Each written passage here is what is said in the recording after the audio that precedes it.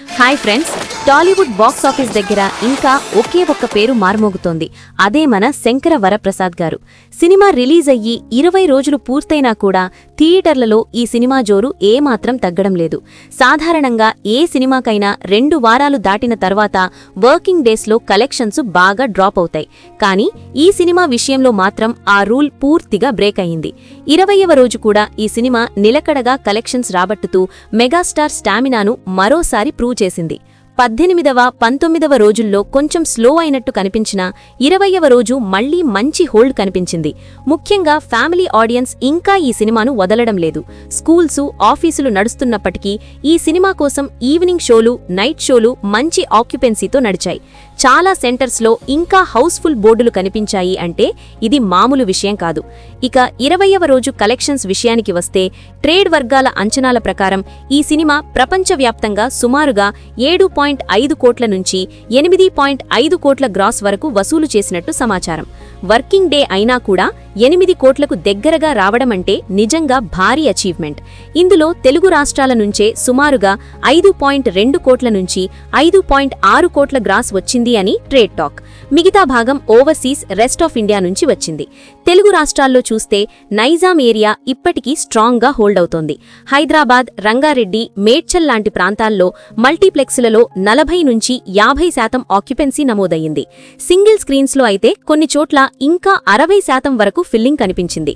నైజాం నుంచి 20వ రోజు సుమారుగా 1.9 కోట్ల గ్రాస్ వచ్చినట్టు అంచనా. ఇది 20వ రోజుకు చాలా గొప్ప నంబర్.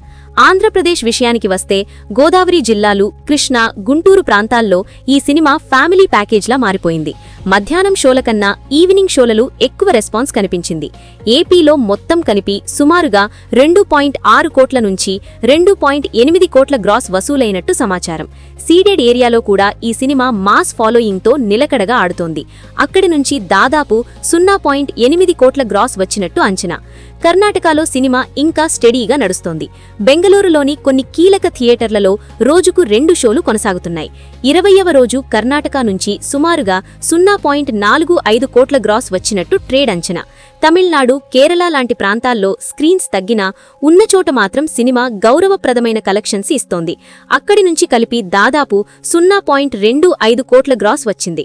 ఓవర్సీస్ విషయానికి వస్తే అమెరికా, యూకే, ఆస్ట్రేలియాలో ఈ సినిమా 2వ వారం తర్వాత కూడా డీసెంట్ రన్ కొనసాగిస్తోంది.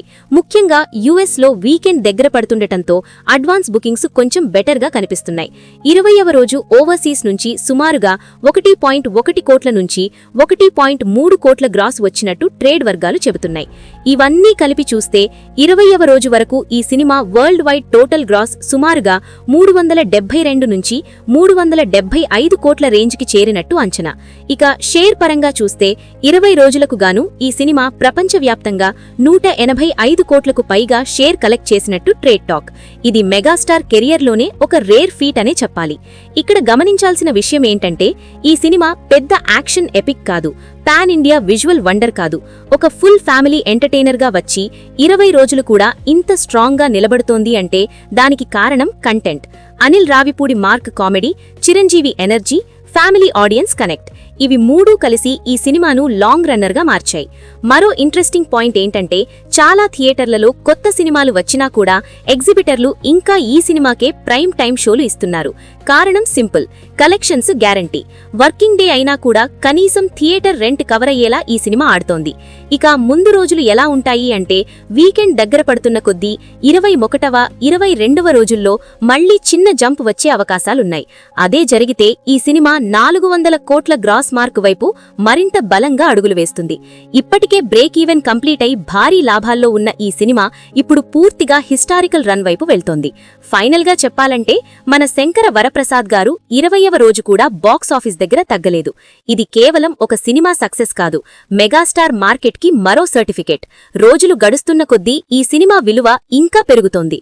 మరి మీ ఏరియాలో 20వ రోజు థియేటర్ పరిస్థితి ఎలా ఉంది? ఇంకా షోలు ఫుల్ అవుతున్నాయా? కామెంట్స్లో